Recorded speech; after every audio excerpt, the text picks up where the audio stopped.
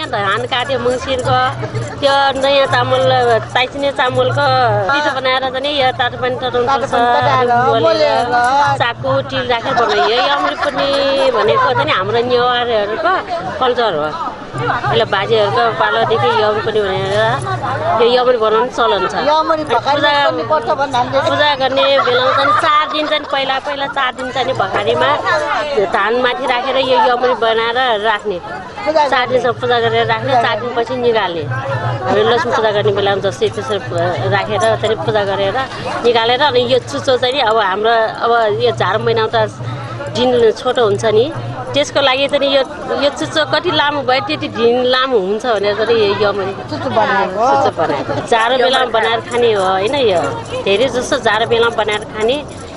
न्यानो हुन्छ तातो हुन्छ भनेर पनि यो यमरी